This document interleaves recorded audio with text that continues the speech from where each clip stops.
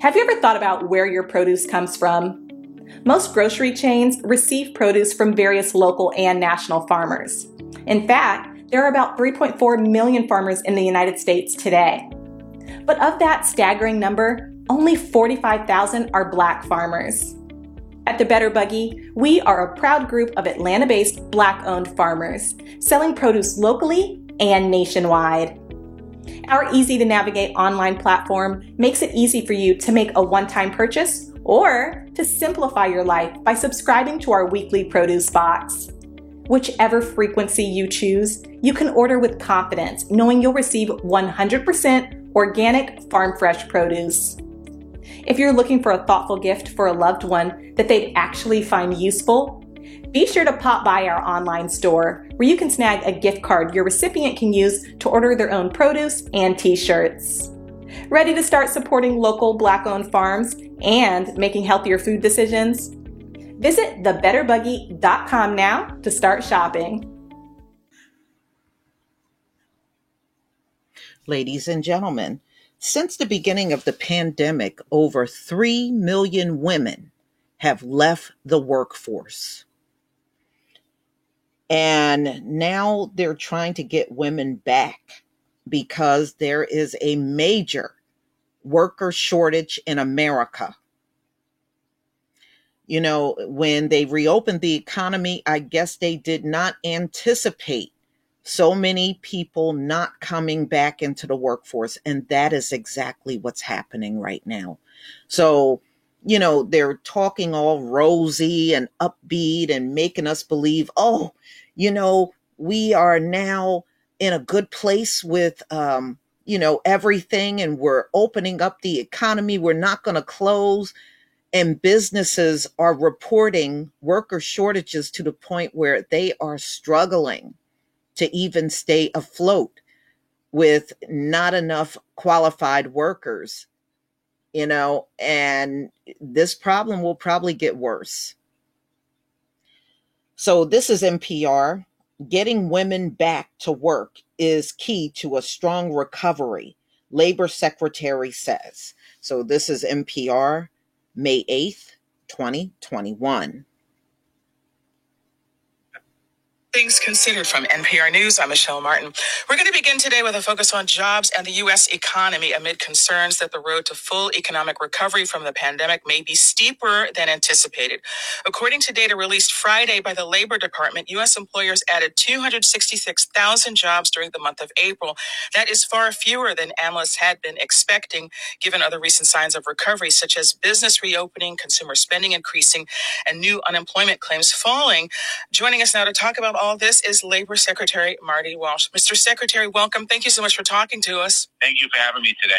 So first of all, forecasters had been expecting up to 1 million jobs added in April, but these job numbers just released by your department are much smaller. What are your thoughts about why that is? I think that under normal circumstances, adding 266,000 jobs to the economy is a good number, but obviously we're not in normal times. We're definitely seeing the economy go in the right direction. We still have a steep hill to climb.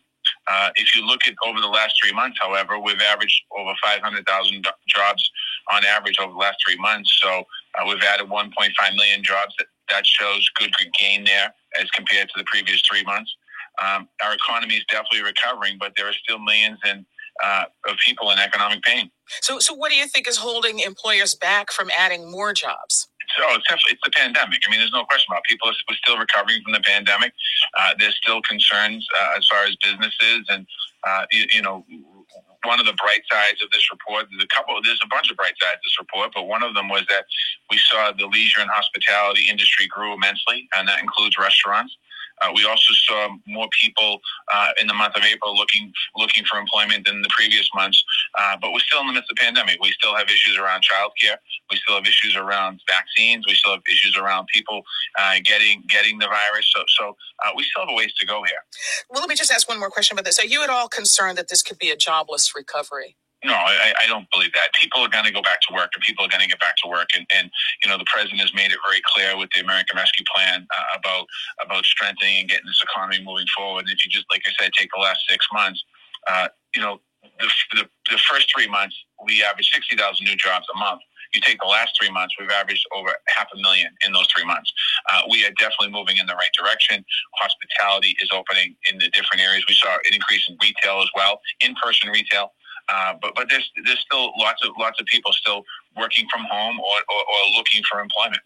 And you see that some employers are complaining that they can't find workers. What's your take on that? You see that Montana, for example, is pivoting. They're ending the unemployment, their participation in the federal unemployment benefits program, and then they're pivoting to sort of a bonus program for people who take a job. Like, what is your take on that? I mean, obviously, some economists disagree with that. I mean, but some are saying that it's because the unemployment benefits are so generous that employees are holding out. What's your take on that?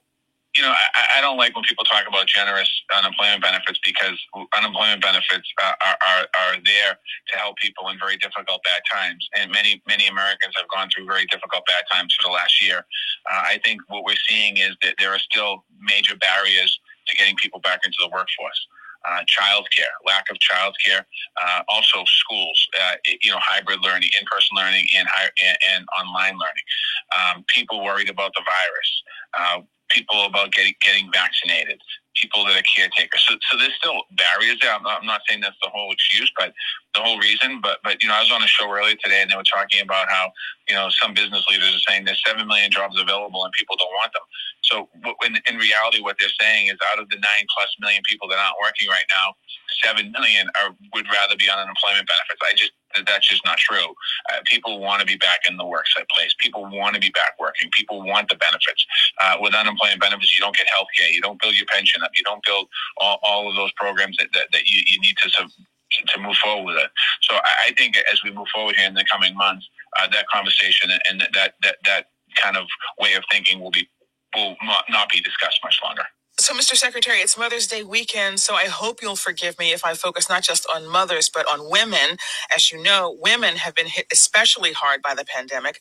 Overall, more than 4 million women have dropped out of the labor market since the start of the pandemic, and nearly 2 million of them have not yet returned, often because of issues with childcare or other caregiving responsibilities. Now, the President's American Families Plan does try to address this in several ways, such as increasing funding for childcare, creating incentives to provide family leave, but that's down the road. Is there something that can be done now to address this disproportionate impact on women? Yeah, a couple weeks ago, the president and the White House released $30 billion to go into the CARES economy to deal with that specific issue, childcare. And it's about making investments in the childcare facilities around our country. And that money is getting out around the country right now. So that's one aspect. And you're absolutely right. We need to make sure, if we're going to have a strong recovery, a strong equitable recovery, we need to get women back into the workforce. And that's something that the president is focused on. That's something that I'm focused on here at the Department of Labor, as well as our unemployment numbers in the Black community today is 9.7%. So our communities of color have higher unemployment rates than their white counterparts right now. And we've always seen that discrepancy as far as, going back generations, but we have to be really intentional about investments that we're making to make sure that as we recover from the pandemic, it's an equitable recovery for all, for women and for people of color. So women's participation in the economy is at its lowest point in more than 30 years. That's about like 57%. Is that a problem?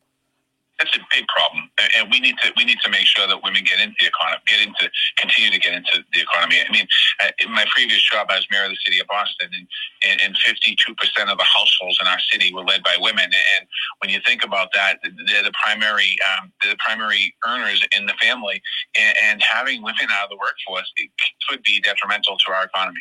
So before we let you go, what's going to be your North Star in doing this job? How will you know that you succeeded in it? Making sure that when workers wake up in the morning, they have an opportunity to go to a good paying job, they have an opportunity to have benefits, come home to their family safe at night, and to be able to put a roof over their head and put a pathway into the middle class. That's ultimately, I think, what my North Star will be when I'm done with this job. That is the Secretary of Labor, Marty Walsh. Mr. Secretary, thank you so much for talking to us. I do hope we'll talk again. Yeah, thank you. Thanks for having me.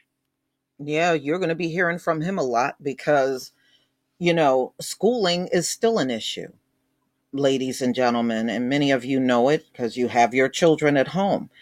And, he's right about one thing. That is going to keep a lot of women from returning back to work. And that impact will be a hard one for America. It will, a lot of the same people not returning. Yeah, that's going to be a hard pill for this recovery, which I don't believe they're going to be successful in making. I really don't. I think just that 1 year of not having the economy fully back, I think that buried America. They're not going to be able to box their way out of this one. But y'all, please tell me what you think. There's more proof of the shift in everything happening. This is more proof. They opened everything back up, y'all. In my state, they are opening up the entire state on the 19th of May. And I'm just telling you, it's not going to make any difference. The economy they're now admitting, is lagging. It's not bouncing back as quickly as they want to see. And you got all of these businesses that can't, hire enough workers to even help out. And they said I was reading an article about a week ago that said some of the businesses are in fear that they will go under with a worker shortage. But y'all, please tell me what you think. Please leave your comment and subscribe. Don't forget to hit on the notification bell, and I'll see you on the next video. Peace, family.